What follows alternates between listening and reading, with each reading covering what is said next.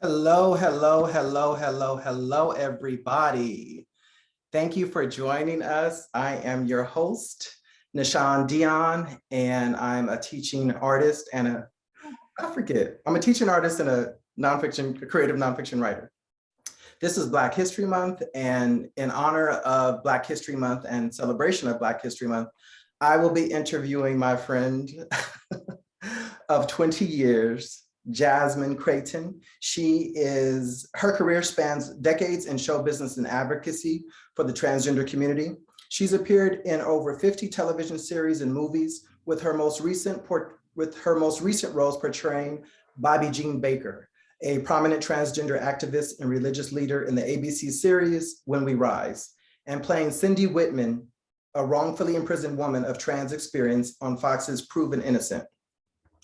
As an activist, Jasmine serves as the founder and coordinator of the Midnight Stroll, which brings awareness and sorely needed self-care supplies for street-based sex workers to empower them to embrace comprehensive community resources such as HIV testing and treatment, housing services, substance abuse counseling, legal and victim advocacy, and medical services. Jasmine, thank you. Yeah. And I just want to say, your pronoun is gender fierce, correct? Yeah, I use feminine pronouns. You use feminine pronouns. And you also go by Queen Jazzmun. Yeah. Can I ask where and how did you get the honorific title Queen? I was just telling someone this the other day, a boyfriend of mine, Robert Steve Lowe from Vienna, Austria, was setting up a Yahoo account for me. And he said, what do you want to name it? I didn't know because I never had a Yahoo account. He said, we're going to call it Queen Jazzmun. And that's how I became Queen Jazzmun. Okay. Jasmine, are you comfortable with your flowers kind of being, or do you want to push them to the side? Oh, are they in the way? Just a little bit. This is kind of taken away from all of that afro, all that natural beauty. Oh, is that better? Yes, that's much better. That is much better. These were given to me from the team at Flux yesterday, and I just put them on my desk. It was super sweet. I did a meditation for their I Love Me event, and they celebrated me by giving me those flowers in honor of my birthday that was last week. I'm so sorry. Yes, let me rewind. The Queen just celebrated her birthday, and we were supposed to tape on her birthday, but I had technical issues and we were unable to.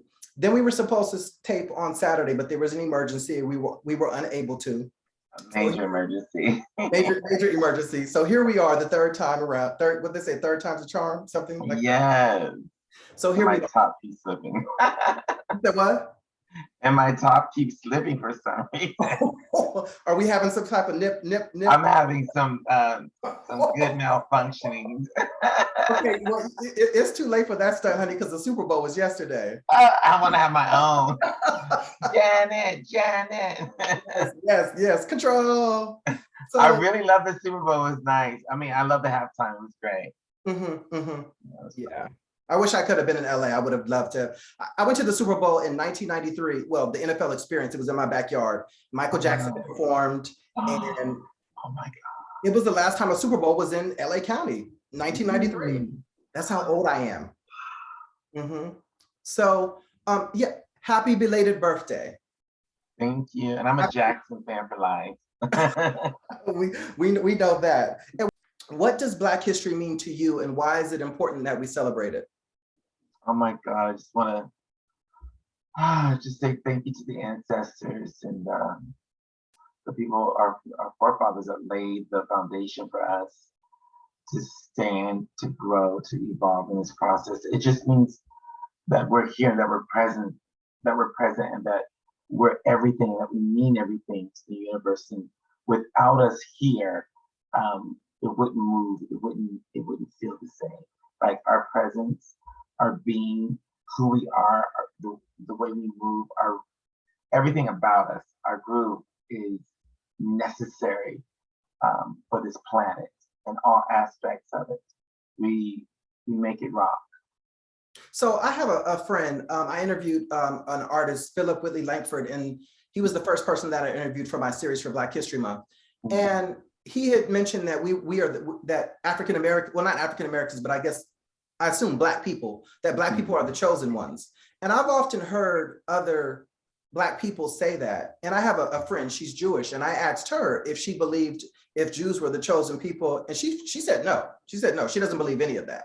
But I mean, to say someone's chosen, I mean, that's, for me, I don't know, it's so biblical, but I believe that we all have purpose here, and our being, our existence is necessary for everyone's evolution, growth, and for the experience. Like, we're needed here, and we're needed.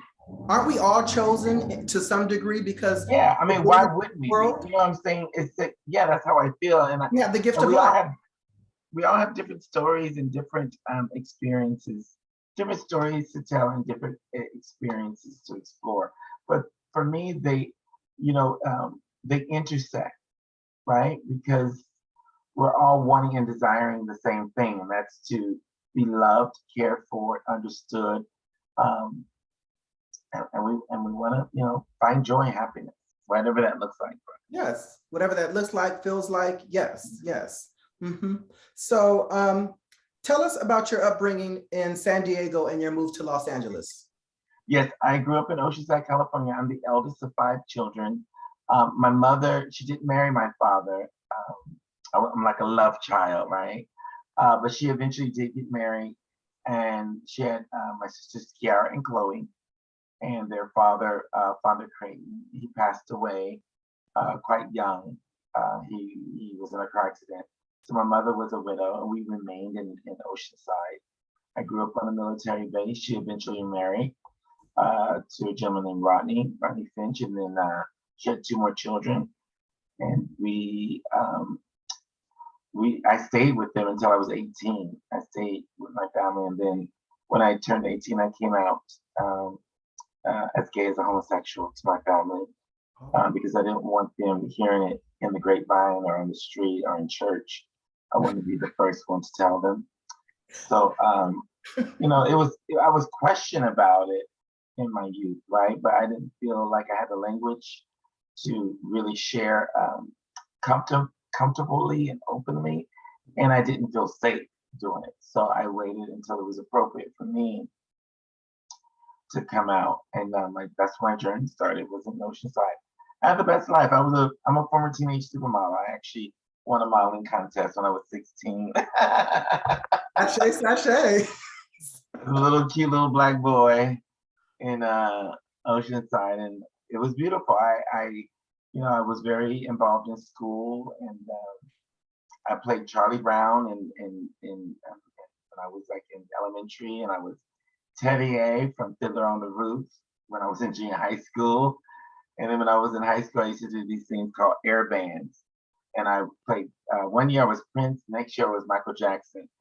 And the funny thing is it led to me going on a TV show called Putting on the Hits when I was 15. That was the first show I ever appeared on.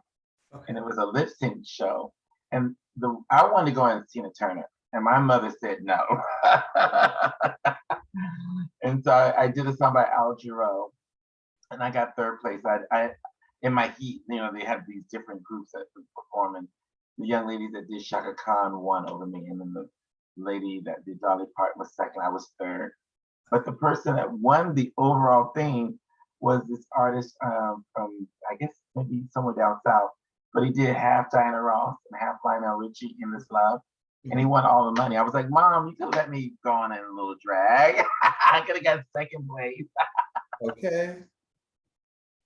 So I think I met you sometime in 1997 or 1998.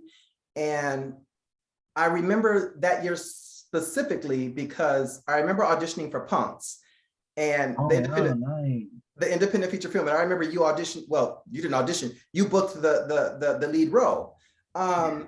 One of them. One of them, yes. There were 5 of us. And I remember, I think it was sometime after that, because it had to be around 1999 or 2000. We visited Venice Beach together. I love Venice Beach. It might have been a few times or just one time. Do you remember anything about that time we went to the beach? And I remember you had your umbrella and you were twirling your umbrella. Oh, was it one of my, like, from Thailand umbrellas? a matter of fact, Jasmine, I think you had a four-door car. I think it was gray, like a Hyundai or a Honda or something. I had a white Honda. It was a white Honda. I remember. Yes. Yeah, I had Yeah. a white Honda. I think the interior was gray. Okay, the interior might be. And I remember I remember you wore some kind of a head wrap. I know you've been wearing your head wraps forever, honey. Oh, I love it. I would have wrapped my hair tonight, but I literally just got home from a birthday party, birthday dinner. Thank you for letting your hair out. Yes. I don't remember the specifics, but I do remember we went. Did we rollerblade or just walk? Because I love the rollerblade. You know, I don't think I've ever rollerbladed at Venice. Okay, then we walked around because I love to rollerblade. We walked, and we definitely walked around by the basketball courts because that's. Oh yes, that's where the boys are. Yes. I like boys and men. You said what? I like boys and men. I would assume so. I mean, well, who knows? It's a new day. It is. I was always cheerleading over there at the basketball courts. I was the unofficial cheerleader. Oh, I like that. So, as an actress, you've been in over 50 television series and movies, and as an artist and performer, you were a regular at Peanuts and Rage. My favorite performance of yours is Sexshooter, starring the divas Kiwi and Miss Ebony Lane. Oh yes, and Rodney, Miss Lachance. Rodney from Noah's Ark was in that performance, and so was Louis Camacho that danced with Madonna. They're in that. Okay, you know what? I guess you know how when you see stuff, certain stuff just. Yeah, they were in that performance. Yeah, it was a Halloween performance we did at Peanuts. It's Viva Sex, Alexis Triple X, Louis Camacho, I forgot his drag name, and then Rodney, Miss LaShance, Kiwi, and we asked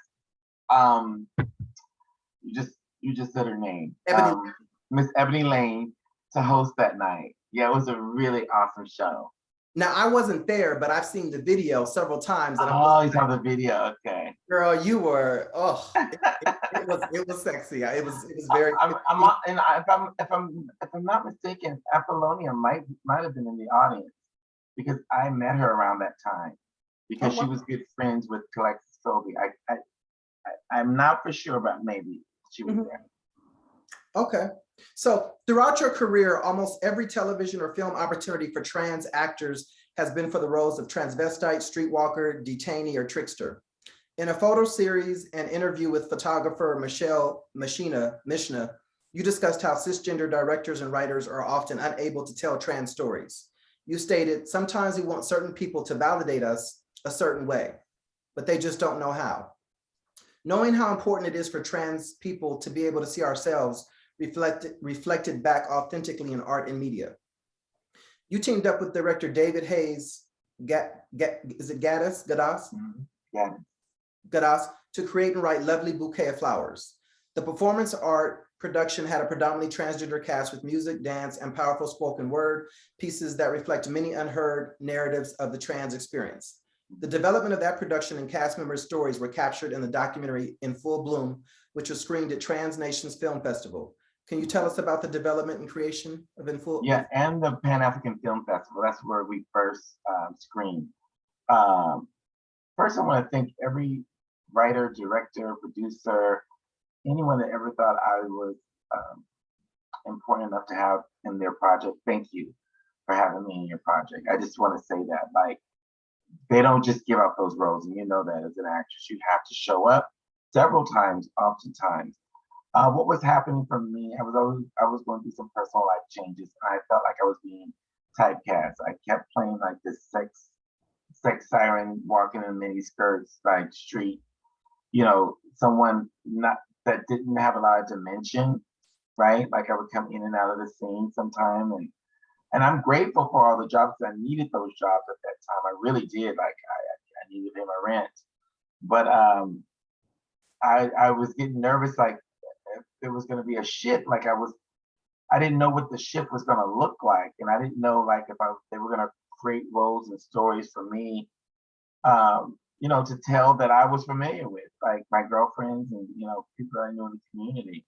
So that's where I came with the idea, like I want to tell stories, I want to write and produce, my own stuff. And so David, I met, and we just vibed, and he really liked my concept of telling these stories through the use of flowers.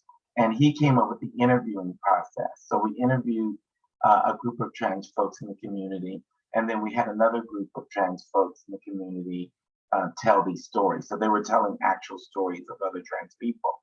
But the difficult thing at that time was people were not out. There was no Pose. This is 2000. This is pre-Pose, pre-Laverne. This is pre. So a lot of trans folks didn't want to be out, right? They either want to navigate as, cis, or they wanted to go stealth.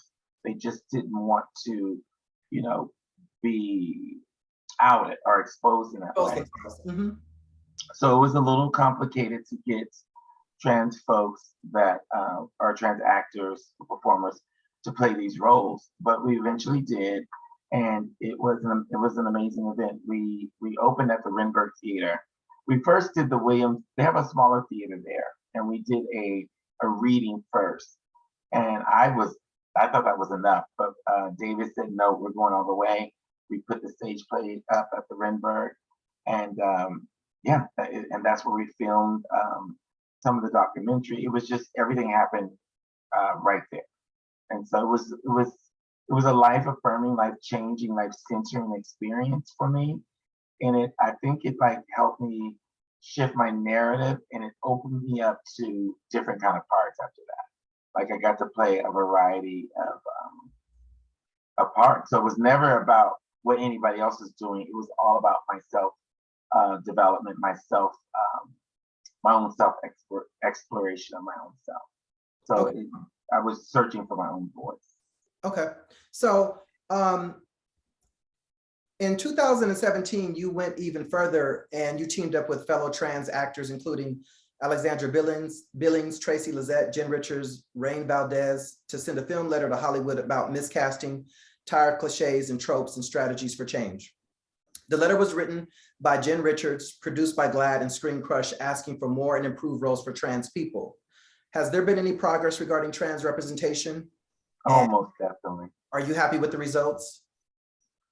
Yeah, I need to be in more film and television, but yeah, it's good. I'm really enjoying what I'm seeing. It's really fascinating. Yeah, and there's so many more stories to tell. But just the fact that MJ Rodriguez just won the Golden Globe, that's such a grand idea, and all the success that Laverne Cox has had, and Janet Mock, and just all these voices are at the forefront of telling stories. But we have so many personal trans stories that we can tell. I feel like oftentimes we're simulating with I don't know, with cis narratives, right?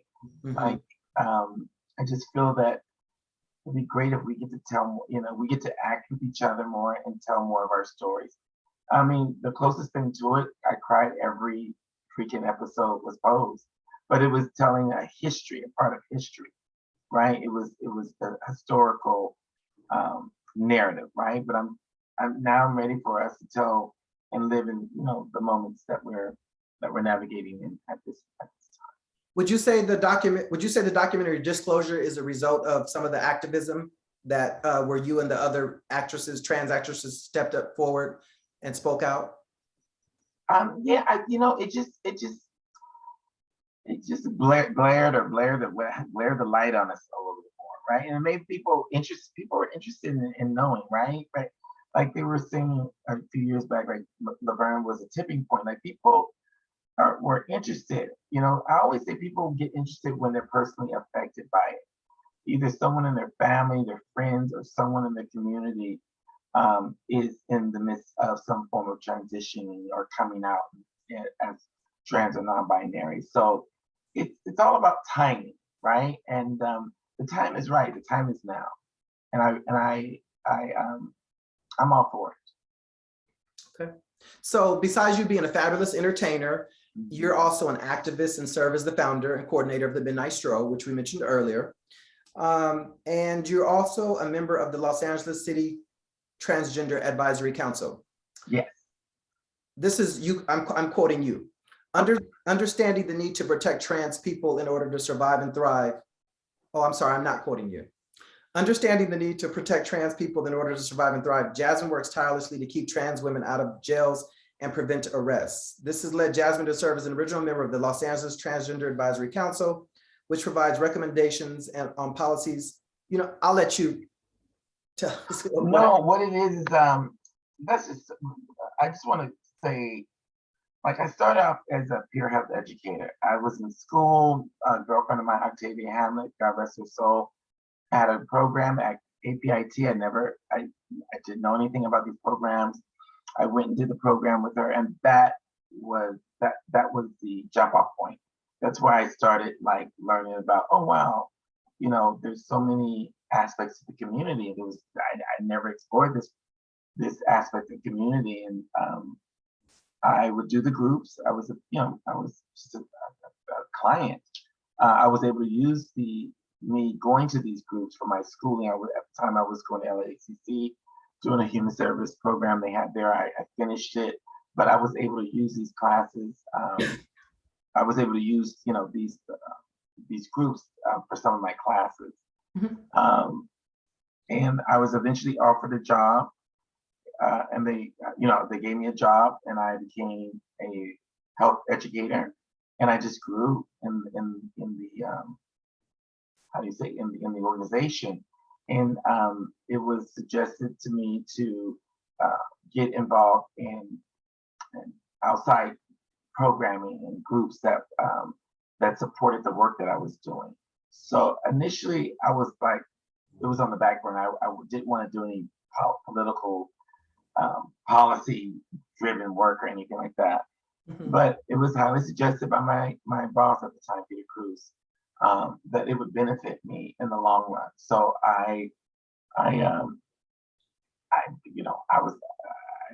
they asked me to sign up to be part of the what do you call it? Advisory Council. Trans Advisory Council. I'm athlete of Los Angeles, and I got picked. I was one of the people that got picked, and it really opened my eyes to like how, you know, trans folks are navigating in the city in Los Angeles. So there was a situation where the LAPD had approached me personally to go into the jails and provide services to the community. And a community member had suggested that I don't go into the jails, that I figure out another way to outreach, but still get the work done, because she was right. She was like, how's it gonna look you going into the jails when you know that the young ladies are often there, are often doing street-based sex work to pay rent, pay for their hotel room, pay for their lockers, whatever that looks like, right? Maybe eat a meal that night. Like she said, it wouldn't look, it was not a good look for me to be, it look like I'm part of the system that's you know, working against them. You know, right? it's interesting that you're saying that, because I remember I was arrested like some 20 years ago and taken down there into LA County. And I was so surprised. Well, I shouldn't have been surprised, but I was, because there was a Black trans woman. She was a nurse. And I found myself doing double takes, like, what is she doing here? And that's sad. And not only sad, but that's I don't want to say pathetic, but the fact that I would even think that, not so much that she was out of place, but how did she get this job? Especially working in the, you know, because there's so many of us going through those doors and stuff. But here at the same time, she's in here as a nurse, but that's her job, you know, providing services. Yeah. Yes. So so, you know, I told my boss, and he said come up with some ideas. So they were, you know, the LAPD was stating that there wasn't enough after-hour services, and so I created this program called the Midnight Stroll. And midnight, it was after hours, and the stroll came from a Prince song, one of my favorite Prince songs, called Strolling. So we would go out after hours, and we walk the boulevard. We would provide, you know, folks with HIV testing. We did some, like, you know, peer counseling, and, you know, I let them know about other supportive services that we can provide in the daytime. What year did that start, Jazz? 2017. Okay, you did say, okay, 2017. Yeah, 2017. And I must say, like, we're not the first to ever be out on the boulevard. Like, people have been doing that forever. Miss Valerie Spencer was giving out condoms years ago.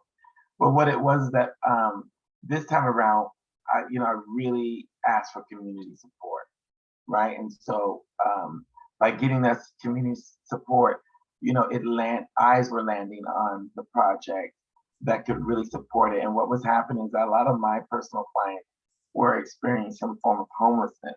So they were navigating sleeping between buildings, trying to access showers and gyms, what do you call it, like gyms, like crunch in 24 hours and goals, trying to, shower at these gym places, trying to figure out how to access food and where they could set up their tents, right? And where it was going to be safe. So there were so many moving parts.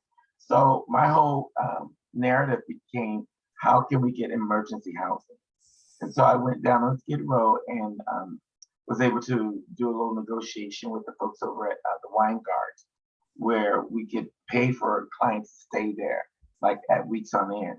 So that's where my activism really started, where I could house, community members that were in desperate need at that moment. Then this wave came where we had this pandemic, and all of a sudden it was like, I don't know, water and being thrown on grass, and it just sprung up, and people, they had this thing called shelter in place, and then all these people were living out in tents on the street. And so my clients were there too. So it was just like this wave that we were riding, and people were paying attention to the work we were doing. We did not stop doing the work even throughout the pandemic. And so we were able to secure housing in the city for trans women. Okay, I just want to say thank you for all of that backstory and giving us context, because I was going to ask you how you got started in activism. So you already answered that question. So I'm going to move forward. Okay. And you received the Bayard Rustin Award. You received the Bayard Rustin Award, and were recognized for your activism and honored with an award at Trans Nations Eleganza event, a fundraiser gala benefiting St. John's Well Child and Family Center's trans health program. The award was presented to you by trans activists and Orange is the New Black actress Laverne Cox. How does it feel to be receiving your flowers while you can still smell them? Oh my God. I was pleasantly surprised. It was bigger than me. And Laverne has been a champion in the work that I've been doing over the years. And she's just been really supportive and been present the whole time. And I'm just really honored, right, to have the opportunity to share space and just like feel so much love and support from all my sisters and brothers in the community. So it was a really super special night. They had it at a wonderful location downtown LA, CU-Dot, I think it's called. And wow, it wasn't without any controversy, because they were going to also honor what was her name, Caitlyn Jenner.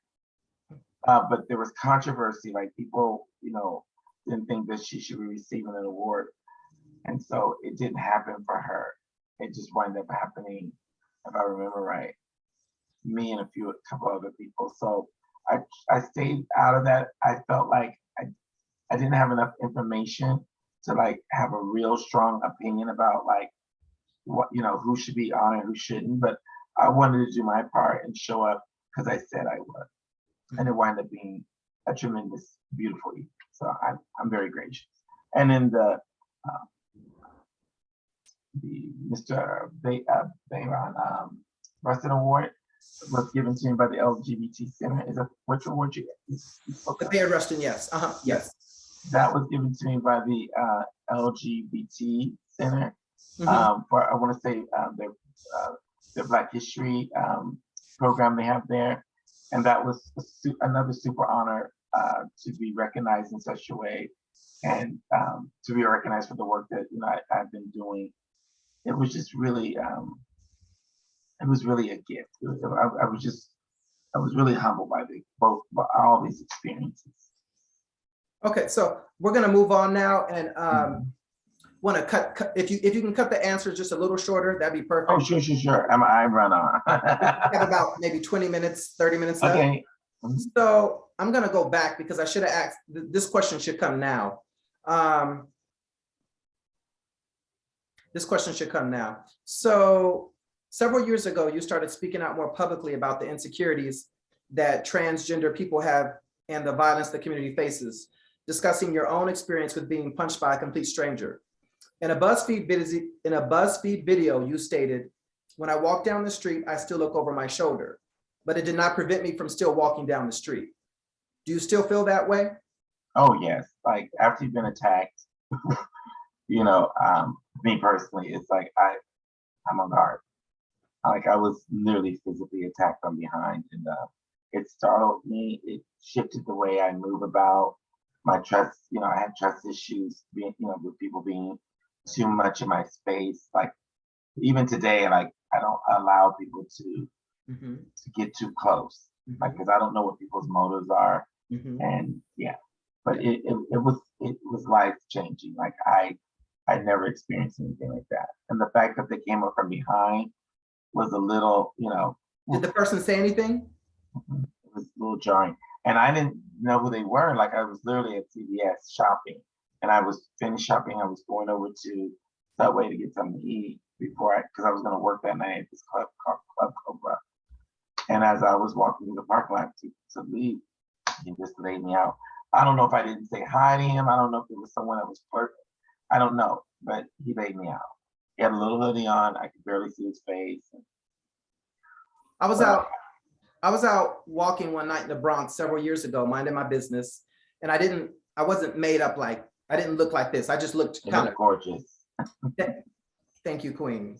I looked very, I would say, dressed down, and I could hear the boy from a block, 3 blocks away. He was rapping very loudly, and something told me, I was like, okay, like this is too loud, and it was late at night, and I was just like, I should cross the street. And I said, no, I'm not going to. So he got closer and closer, and I could see that he was by himself.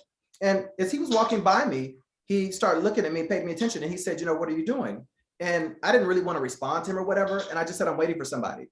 And he said, you know, he said, if I had my gun with me, I would have shot you. And, you know, I'm in the process of writing a book, my memoir. And I've been talking to my editor, and my editor was asking me, you know, how do I say it? I had to give my editor, you know, context. Everything is context. I did not flirt with him. I did not, I wasn't, you know, I wasn't cruising him. I wasn't paying the boy any attention. And not only did, you know, that was so shocking, but it also made me, it pissed me the fuck off. You know, I started looking around on the ground for a bottle or something so I could crack him in his head. Because the reality of it is had he had his gun, he would have did that. A sane and a rational person is not going to tell a non-threatening person something like that. And so, you know, there's this big thing right now in New York about, they want to bring back stop and frisk, and there's all this gun violence. And, you know, a lot of people in the community say, oh, you know, that's just going to lock up a lot of young Black and brown boys and da-da-da. Well, at the same time, these young Black and brown boys are running around terrorizing the community. So what do you do? Do you want them terrorizing the community, or do you want them to be, you know, not taken care of, but what do you do? You know, and I'm not asking you that question, but just giving you an example of something that happened to me. But the reality, he didn't say anything regarding trans, are you male? Nothing. It was just, if I had my gun, I would have shot you. And I was just like, wow, you know, this nigga. Yeah, I'm sorry that happened. That's devastating. Like, I wanted to chase him. Like, if I was looking around too, I was really looking, like, because all of a sudden, you said you wanted to chase him? I wanted to chase him. Like, rage came into me. Exactly. And this white lady was like right there. She was like asking if I was okay. And I looked at her. I was like, I'm fine. But my first instinct was to look for something to crack, run after him, because he walked away, right? I mean, like, he didn't give a fuck. Like, he didn't excuse my language, but he didn't feel challenged by me. And so I was like, oh my God, I didn't want to go to jail that day. You know, I was like, that was not why I came out. So I just I got myself in a walk. I was able to walk away from it. I was grateful for that. Good. So my question to you now is, do you walk the street? Do you strut, sashay, or do you march down the street? I mean, I work my walk. I walk so fiercely. I make sure that, like, I'm just the other day, some guy, like, I thought he was trying to turn, but he was flirting with me. I was like, oh, that's so cute. You must like my walk. I was like, you're not going to prevent me from being my whole self. Like, I'm still going to show up 100%. Like, you did not kill me. You did not kill my spirit.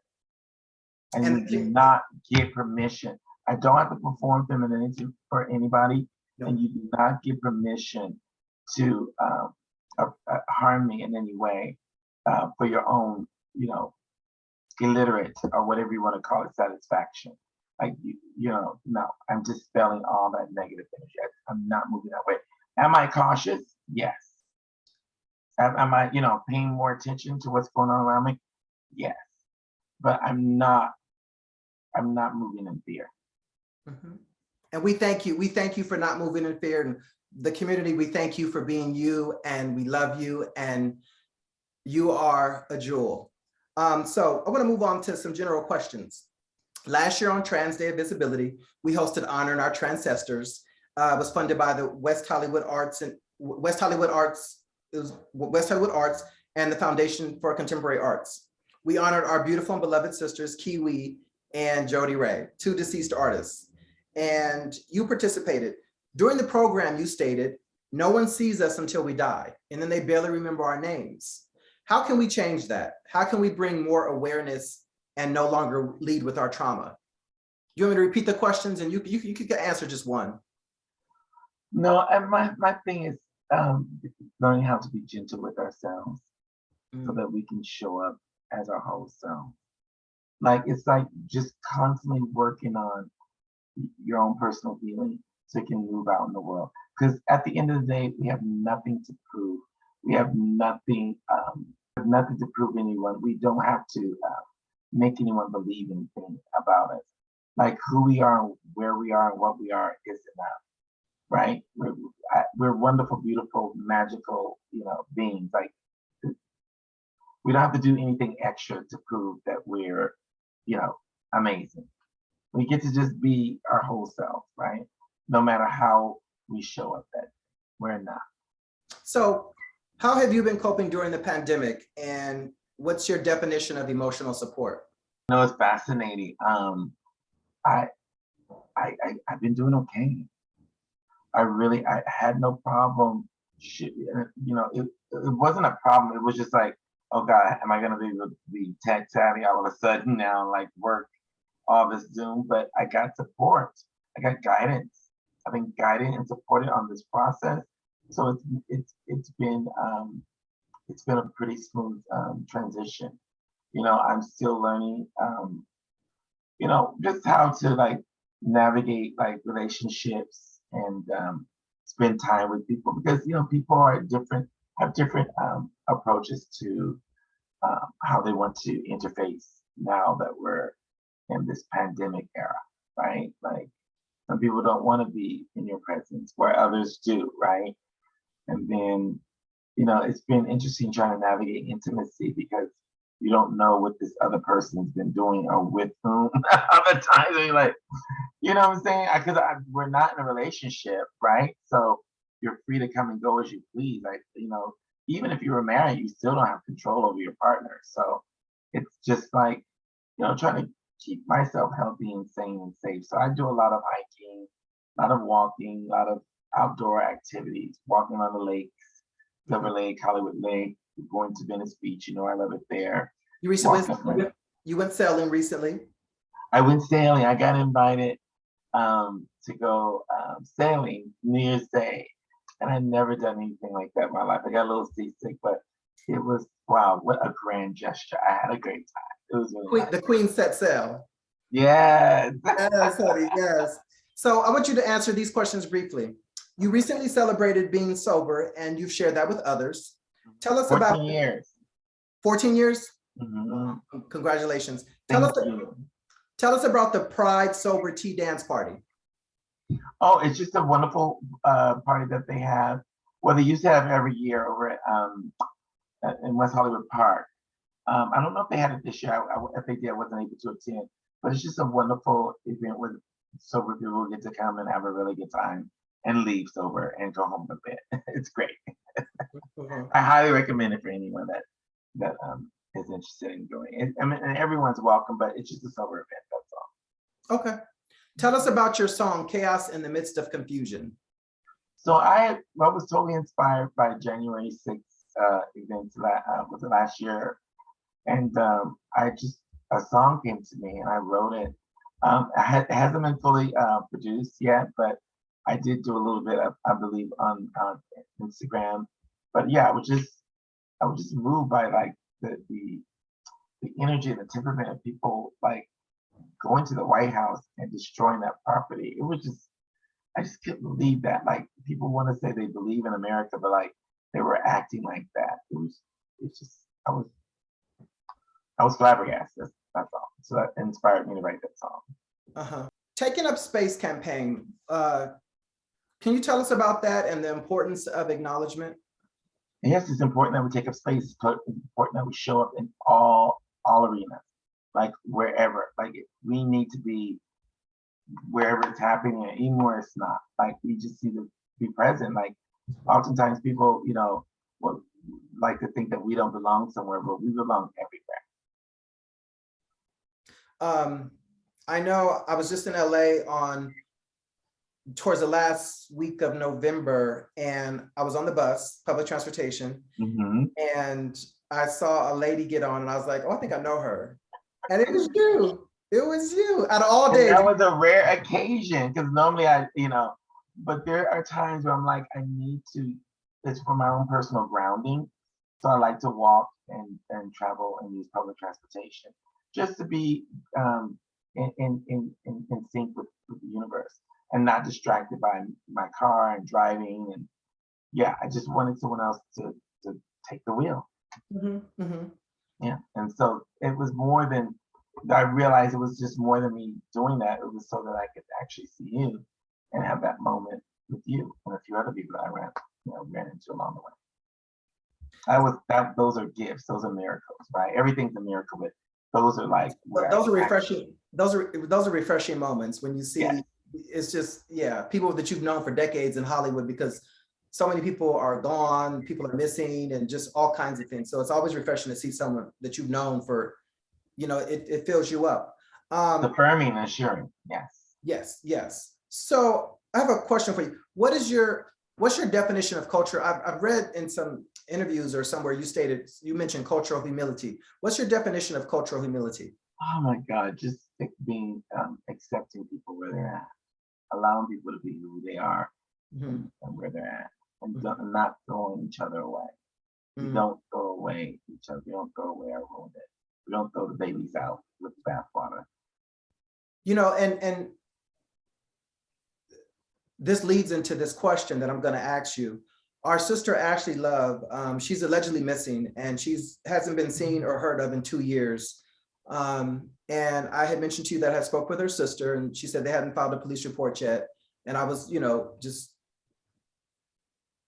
concerned as to, why a police report hadn't been filed yet. What do you say about Ashley Love missing? I'm devastated. I did not know until we spoke on it that time that she was actually missing. I used to see her all the time. She is one of the sweetest souls. So the fact that no one knows where she's at is very concerning.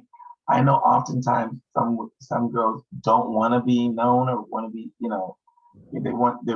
they've moved on with their lives. And so oftentimes that's what, I hate to say that's what I assume is happening. But oftentimes that's really what's happening. But I don't know what's happening in this case because, as you said, you reach out to the family and they don't know. So that leaves me concerned, right? Like, this is someone I personally know. She's a wonderful young lady, and I don't want no harm to come to her. I've known her for 20-something years from going to Peanuts, So I hope. I'm sending prayers and everything out. I hope that, there's some wherever she's at, there's resolution, and that she's safe and, you know, she's okay wherever she's at. Because, you know, like I said, sometimes people are like, I did it on purpose. Like I'm not engaging my family. I'm not engaging with the community, and I respect that. But I don't know what this situation is. Right. Yeah. Not to put you on, you know, blast or Front Street or. No, I love her. So I'm wishing nothing but well thoughts for her. Mm-hmm. So we're gonna start heading towards closing. Okay. Do you have any comments for young LGBTQ people who are dealing with violence, rejection, and discrimination? Oh my God. If you're dealing with violence, seek out support, right? Whatever that looks like. I hope that you can move out of whatever space or energy that is causing violence or any type of emotional, mental, physical pain. But at the same, yeah, that's what I want to say. I hope that you're able to move from that. Oftentimes I feel like our queer kids are thrown away like trash, like toilet paper flushed down the toilet. It's so easy to throw us away because people are not taking time to get to know us, right? Or evolve or grow with us. So it's easy to dispel us. Like in my house, I'm often working with folks that need reparenting, right? Because the families just don't want anything to do with them. And it's like, it's important that they get to stay. Kids need to be kids. They don't need to be adults. They should be worrying about paying bills and any of that. They should just be going to school and knowing the latest dance and the latest music and, you know, just living, you know, a carefree life. There's plenty of time to be an adult. And once it happens, it won't stop. Oof. Like, you don't get to stop adulting. Like, hello, can I take a break? No. Right. Right? So Got a job to do. Yeah, just hope parents, any parents that's listening, like, please just love on your child, and kids, figure out a way to honor the process, like, of your youth. Just be young, be free, right? And just be available to, you know, to fun. Be curious about playful curiosity is important. Let's just say that. Thank you. But sometimes when you're doing adult things, there's no time, right? You got to create time oftentimes to be playful, right? Where when you're a child, you're allowed to do it to some degree. I know it can be difficult when people don't understand about transition and stuff, but like, remember, like, not when we transition, everybody around us is transitioning. You said that before. Mm-hmm. So the whole family is transitioning. That is true. It is a transition for the community as well. We got to figure out how we can work this out, right? Allowing me the space to grow and allowing them the space to grow, right? And finding a happy medium and understanding that. So we're going to start closing, and I wanted to say, as our circle of life continues to grow smaller, I wanted to remember those that we've lost in the past 2 years, starting with my brother Milton Lee Anderson. And I recently found out a former coworker from Universal Studios, Tony Brion. He was a costume designer. I found out that he passed away, and I found out. And you said you knew Tony, right? Because I feel like I met him through Bill Wheaton. I don't know if you knew Bill Wheaton, but he was a very famous fashion designer too. I mean, I worked at Universal Studios back in 1996, and me and Tony, we lost contact, but we spoke maybe about 3 or 4 years ago for quite some time. And I was just happy that he was still around, and, you know, same old Tony, you know. But I was looking on social media, and I came across the news that he passed away in February or March of 2020. So, yeah. And I also want to remember a friend of mine from 20 years, a Jamaican friend of mine. His name was Marlon Ricardo Hibbert. I found out from his mother about 2 weeks ago that he passed away in June of last year. I tend to have a lot of friends from the Caribbean, and beautiful. I shared with him that I went to Jamaica in 2012 and that I had a wonderful time, and, you know, would love to go back. And I was just disappointed that we didn't get a chance to go to his country. He was from Kingston, Jamaica. So I was disappointed that we didn't get a chance to go together. So Yeah. Are there any names that you want to add to that list, Jasmine? Yes, Leslie Monroy, Octavia Hamlet, Anthony Spencer, Simone Simmons, Javier. I don't get to talk about Javier, but Javier was a stylist. I did a play for my friend Robert Ramirez called Ask Any Girl a few years back, and Javier did. He was like my assistant. He got me ready, and I just want to honor him. And Tatiana Botti, she was one of the first people to give me a gig at Peanuts. Actually, Viva brought me there, but she kept me working. All are, my trans brothers and sisters, my siblings, right, that are no longer with us due to violence, and some have just died of natural causes, right? Not everyone was attacked or hurt, but we just live, and we have normal deaths too. We have normal deaths, yeah, we really do. Not always tragic and trauma, and not all, yeah. So I just want to honor them because they all were like earth angels on my path, right? They believed in me at every stage of my life, and they cheered me, and so I got to cheer them and love them. And I just, anytime I get to say their name is a beautiful thing. Good. So we will be performing on, we haven't figured out the date yet, but it's either going to be March 30th or March 31st for trans. Preferably on the weekend because I work my butt off during the week. Well, just you guys out there who are watching, just stay tuned for the date. We're celebrating Trans Day of Visibility, which is usually on the 31st, but we're going to be celebrating it sometime towards the end of the week on last week of March. And I'm hosting an event featuring Jazzmun called TRANSBRATIONS. So we want you all to look out for that. And before we close out the show, Jasmine, you see my T-shirt. I got this in Harlem. So it's fabulous. Say it loud. I'm Black and I'm proud. Say it loud. I'm Black and I'm proud. Black and I'm proud. I love James Brown. yes, honey. It is Black History Month, and we are celebrating Black History Month. I am Black every day. I love being Black.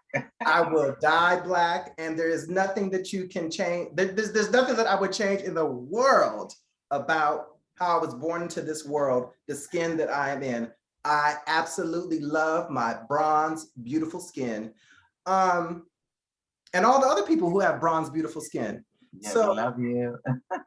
Yes, Jasmine, thank you so much. And we will talk later. Thank you, sweetie.